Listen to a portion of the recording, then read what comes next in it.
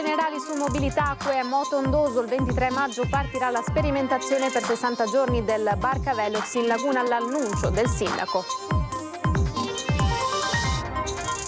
A 5 anni dalla sua istituzione, l'Autorità per la Laguna di Venezia non è ancora entrata nel pieno delle sue funzioni. La denuncia della CGIL che chiede certezze per i lavoratori, tra cui quelli impiegati nella gestione del Mose. Dopo le grandinate a Milano e Spinea, questa mattina forti piogge su Jesolo, Portogruaro, Eraclea, strade e garage allagati, esondati anche i canali scolmatori. Il 45enne in carcere con l'accusa di aver stuprato la ragazzina Mestre, indagato anche per uno stupro che avrebbe commesso a Cuneo pochi giorni prima un'altra vittima giovanissima. Un 70enne deve la vita a un giovane autista di ATVO che è riuscito a evitare il peggio. Ha imparato dalla mamma infermiera, ha detto.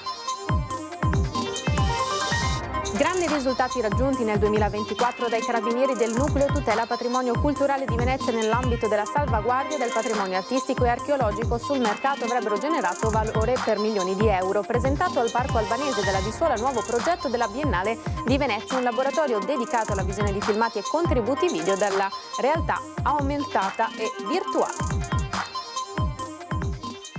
Buonasera, bentrovate e bentrovati, edizione di Venezia dei nostri telegiornali. Prima di cominciare con le notizie, come ogni martedì vi proponiamo il sondaggio. A pochi giorni dalla Dunata Nazionale degli Alpini torna di attualità il tema della naia alla luce e poi delle tante violenze che vedono protagoniste le nuove generazioni. La domanda la vendete in sovraimpressione, così come i numeri. Giovani sbandati, reintrodurre la naia obbligatoria, sì o no ai numeri che vedete in verde e in rosso. Il risultato come sempre durante la puntata di Ring questa sera a partire dalle 21. Cominciamo con le notizie. In apertura, il 23 maggio partirà la sperimentazione del Barcavelox. L'annuncio del sindaco di Venezia Brugnaro arriva proprio a conclusione degli stati generali sulla mobilità acquea e il moto ondoso.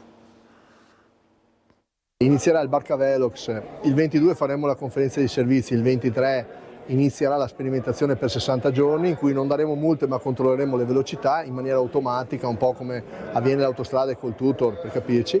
È tutto da tarare questa cosa e poi dopo 60 giorni si inizierà anche a sanzionare. L'annuncio che arriva dagli stati generali sulla mobilità acquea e il moto ondoso a Venezia e l'introduzione in deroga di sistemi automatici per il controllo della velocità dei natanti, attraverso apparecchiature omologate e approvate dal Ministero dei Trasporti e in via sperimentale fino al 13 dicembre 2026, anche attraverso quelle per cui è in corso la procedura di approvazione o omologazione. Tutto, sottolinea più volte il sindaco Luigi Brugnaro, attraverso una continua condivisione che passa attraverso una continua verifica degli effetti. Per misurare gli effetti di questo controllo e per capire se qualche regolamento va aggiornato, se bisogna magari dare qualche priorità sui canali diversa, in maniera tale da separare il traffico magari più lento, quello a remi piuttosto che quello rispetto a quello a motore in certi orari, insomma lavorare su anche un grande piano del trasporto acqueo nella città. Venezia è unica anche nel traffico. Il codice della strada è uguale ovunque, dalla Sicilia alla Valle d'Aosta. Per questa città invece deve necessariamente esserci un provvedimento ad hoc. C'è una norma specifica unica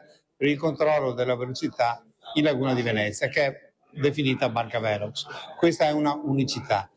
Contemporaneamente il grande effetto che speriamo abbia questo strumento per il controllo del moto ondoso e della sicurezza, in particolare della velocità in laguna, l'autorità pensa con il tempo e con gli accordi istituzionali necessari di applicarlo nell'intera Laguna di Venezia, ovviamente nei tratti più sensibili e pericolosi.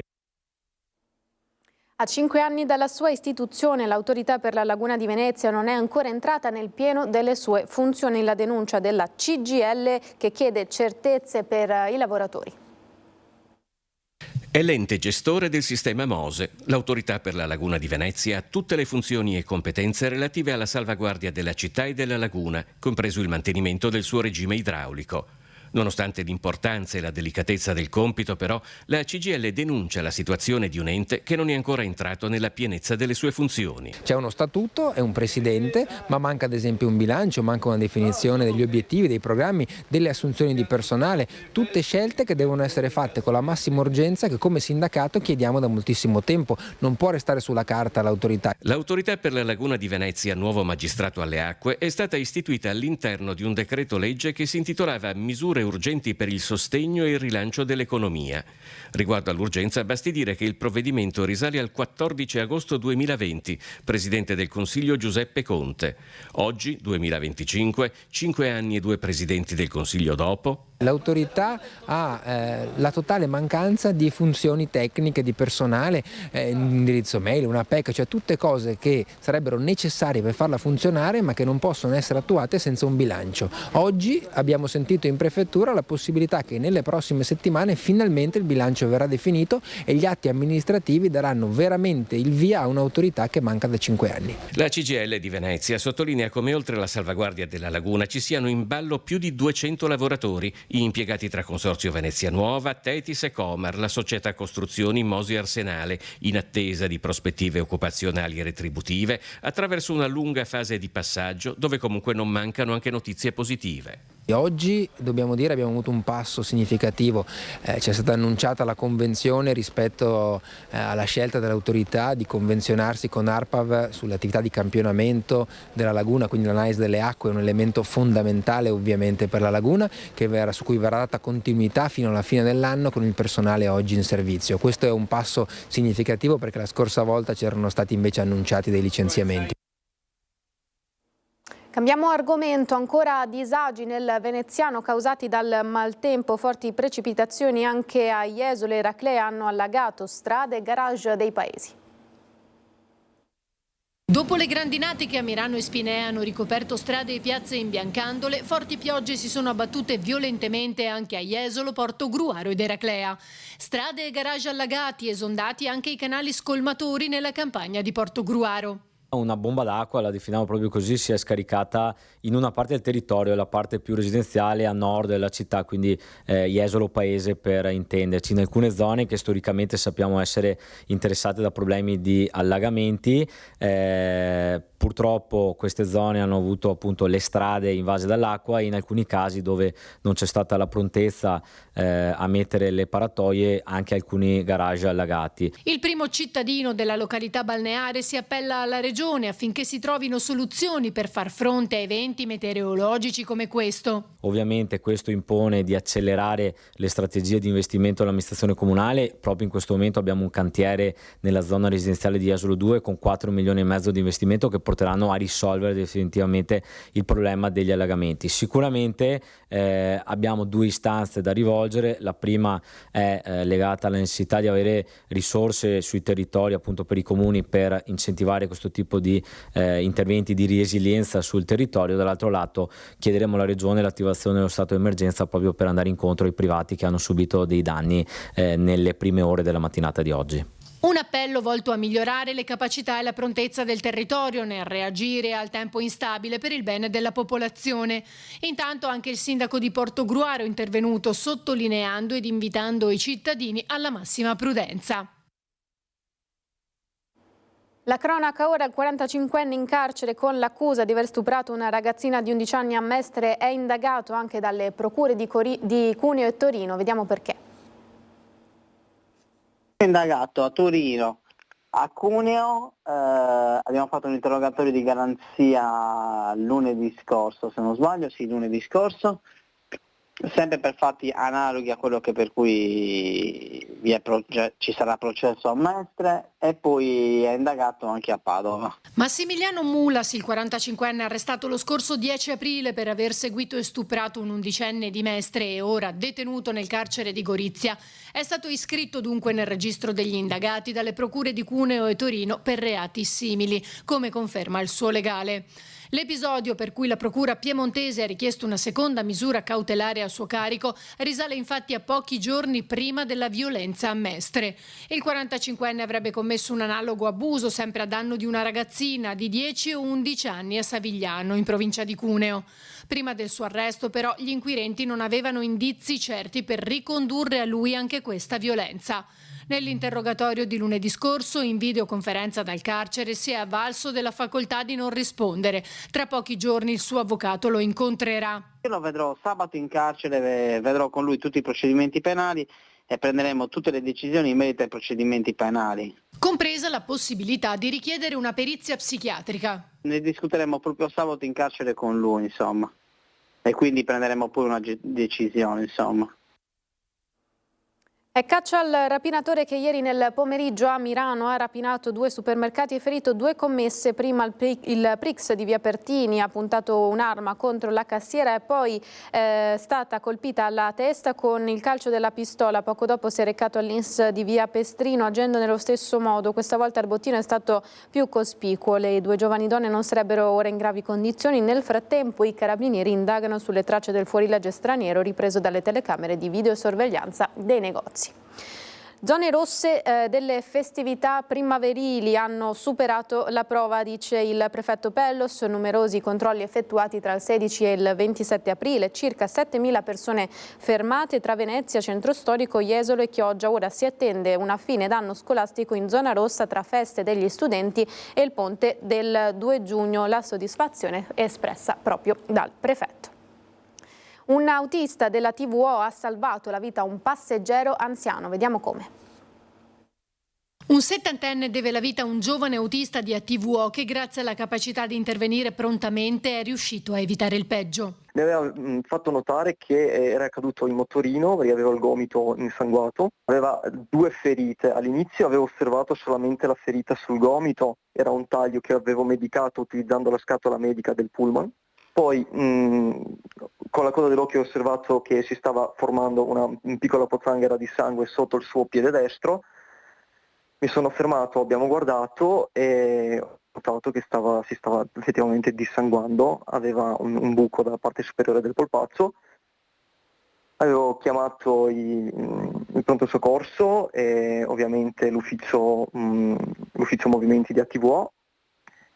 Avevo utilizzato come laccio la mia cintura per fermare il più possibile il dissanguamento e abbiamo aspettato i soccorsi. Adrian, 29 anni, di origine rumena, in Italia da molto tempo e residente a San Donà, lavora per ATVO da poco più di un anno. Con il mezzo era appena uscito dal centro di Torre di Mosto, imboccando la strada che porta alla frazione di Staffolo, quando il 70enne gli ha fatto cenno di fermarsi per salire a bordo dopo la caduta col motorino. Adrian ha saputo prendere subito in mano la situazione. Ho dovuto agire e l'ho fatto d'istinto, ecco, e quindi è stata una cosa proprio istintiva. Per il 29enne era la prima volta. ATVO ci fa dei corsi. Fortunatamente c'ho la mamma infermiera che è stata molto brava e mi ha dato anche una mano lei quando ero piccolino. Il 70enne, dopo essere stato portato in ospedale per le cure del caso, ha chiamato l'azienda per ringraziare il suo salvatore, che non si aspettava tanta gratitudine. Io sono contento che il Signore sta bene e che tutto è finito al meglio, ecco. Soddisfazione è stata espressa dal presidente ATVO Fabio Turchetto. Faccio i complimenti ad Adrian, ha detto. Il fatto che questo signore abbia chiamato in azienda per ringraziare è motivo di orgoglio e di soddisfazione che va esteso a tutto il personale e al lavoro che quotidianamente svolgiamo. Una donna di 76 anni residente in Veneto affetta da una grave patologia neurodegenerativa si è vista negare dalla commissione medica multidisciplinare della sua azienda sanitaria l'accesso al suicidio medicalmente assistito richiesto 5 mesi fa. Lo rende noto l'associazione Luca Coscioni che segue il caso e secondo la quale Donatella, nome di fantasia, rientrerebbe invece nei requisiti previsti dalla sentenza 135 del 2024 della Corte Costituzionale. Secondo la commissione medica che ha svolto le verifiche, la signora è capace di autodeterminarsi, affetta da patologia irriversibile che determina sofferenza intollerabile ma non è tenuta in vita da un trattamento di sostegno vitale. La controdeduzione dell'associazione Coscioni è stata che invece Donatella dipende totalmente dai propri caregiver per lo svolgimento di ogni sua funzione e sarebbe abbandonata a se stessa e destinata alla morte senza la loro assistenza. La donna ha inviato una opposizione con diffida alla decisione della commissione. Il direttore sanitario dell'ASL ha chiesto per questo una rivalutazione urgente delle condizioni della donna al presidente del comitato etico, del quale si attende ora la risposta. Sono stati raggiunti grandi risultati nel 2024 dai carabinieri del Nucleo di tutela del patrimonio culturale di Venezia.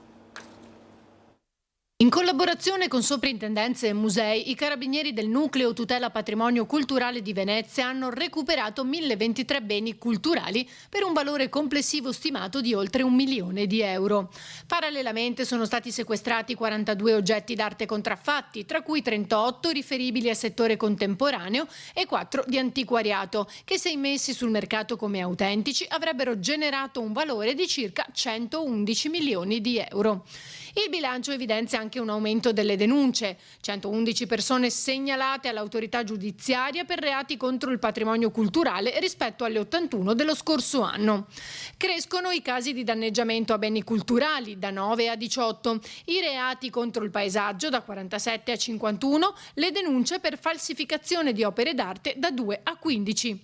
L'attività preventiva ha visto un'intensificazione dei controlli, sono aumentate le ispezioni a siti archeologici, aree soggette a vincoli monumentali o paesaggistici, esercizi commerciali del settore e fiere antiquarie. Diverse indagini si sono concluse con la restituzione di opere a enti pubblici, istituzioni religiose e privati legittimi proprietari, come la testa in marmo raffigurante la dea Diana consegnata lo scorso novembre ai Musei Archeologici Nazionali di Venezia e della Laguna, o la pala d'altare La Madonna del Carmelo di Bartolomeo Litterini restituita alla chiesa trevigiana di San Francesco a 48 anni dal furto. Ha superato le 100.000 firme la petizione per la liberazione di Alberto Trentini, il cooperante veneziano detenuto in isolamento in Venezuela dallo scorso 15 novembre. La famiglia Trentini e l'avvocato Ballerini hanno ringraziato chi si sta mobilitando e invitando a continuare a sostenere le iniziative, tra cui il digiuno a staffetta avviato il 5 marzo è tuttora attivo. Intanto arrivano segnali positivi proprio dal paese sudamericano. Il governo di Caracas ha rilasciato e rimpatriato in Italia Alfredo Schiavo, imprenditore italo-venezuelano detenuto in carcere per 5 anni. Ed è stato presentato un nuovo progetto della Biennale di Venezia. La Mostra Internazionale d'Arte Cinematografica di Venezia è stata tra i primi festival del mondo, ancora in tempi non sospetti, a proporre nell'isola del Lazzaretto Vecchio, dal 2017, tutta una sezione ufficiale della Kermesse dedicata a film della realtà virtuale. Ora si aggiunge un altro tassello al di fuori della mostra, con l'indispensabile benedizione del direttore della Biennale Cinema Alberto Barbera, sbarca a Mestre nella biblioteca del Parco Albanese il Visuola Immersive Lab, un laboratorio che proporrà gratuitamente al pubblico la visione di oltre 52 opere virtuali. È qui che i giovani incontrano attraverso l'immersive, attraverso la tecnologia, attraverso la capacità di costruire un mondo dentro il mondo, con il futuro, con la tecnologia, con l'immaginazione, con la fantasia, un laboratorio che sia ancora una volta bottega, nel senso rinascimentale, che faccia rinascere quindi una capacità di fare arte. Il laboratorio sarà aperto al pubblico dal martedì alla domenica tutti i pomeriggi, dalle ore 15 alle 19. L'iniziativa vuole coinvolgere i giovani, in particolare la visione è consigliata ai ragazzi e ragazze a partire dai 13 anni, orgoglioso il sindaco. Pensate anche soltanto il lavoro educativo, vuoi raccontare una mela per far vedere i semi ai bambini, noi siamo abituati da sempre che tagli la mela e gli fai vedere i semi, no? Che poi, qui non sarebbe necessario, cioè tu potresti utilizzare questo al suo pianeta, immaginate una mela, dentro ci sono i semi, addirittura poi davvero arrivi a un dettaglio di informazioni. Tutte le opere sono in lingua originale con sottotitoli in inglese. Lo spettatore potrà anche, volendo, interagire. Le durate dei filmati variano dai 7 ai 60 minuti. Noi saremo anche a disposizione di approfondire i contenuti, nel cercare di spiegare come vengono creati, nel cercare magari anche di connettere queste persone con la community internazionale, perché questa forma d'arte è una forma d'arte molto recente. Ancora un progetto che riscopre la storia di Venezia attraverso i suoi graffiti. Quando parliamo di Venezia parliamo sempre della storia dei dogi, della storia dell'elite, degli artisti, invece i graffiti ci aiutano a scoprire quella che è la storia della quotidianità di Venezia, la storia delle persone comuni che scrivevano sui muri. La frase "se questi muri potessero parlare" diventa reale a Venezia, dove i muri parlano davvero e lo fanno attraverso le voci, anzi le scritte lasciate lungo i secoli, a volte anche sui monumenti, da migliaia di persone. Graffiti sopravvissuti fino a noi per offrirci una nuova e preziosa visione storica della città. Ma cosa scriveva la gente sui muri di Venezia? Beh, di tutto, da invettive a cronache, disegnava, c'erano tantissimi disegni, la gente disegnava quello che vedeva, e quindi navi, figure umane, animali, oppure i più semplici hic fuit, no, sono stato qui. A Venezia, in 5 anni di ricerche, lo scrittore Alberto Tosofei e la storica Desi Marangon hanno mappato oltre 6.000 graffiti, un patrimonio storico spesso inedito, talmente ampio e interessante da farne nascere persino un festival, giunto dal 14 al 19 maggio alla sua terza edizione, Urbs Scripta, che quest'anno presenta 2 novità. Uno sguardo anche ai graffiti armeni quest'anno nella Basilica di San Marco, ma interessante sarà anche l'apertura con una conferenza sui graffiti in arsenale. Negli antichi graffiti di Venezia, le vicende personali possono intrecciarsi spesso anche a vicende di carattere pubblico. Questo patrimonio incredibile di graffiti veneziani che sono importanti tanto quanto le altre fonti storiche e che cambiano il nostro sguardo sulla città stessa. E abbiamo dei graffiti che riguardano l'elezione dei dogi oppure le campagne che compaiono nelle campagne elettorali o post-elettorali. Insomma. Le invettive in genere a chi sono indirizzate?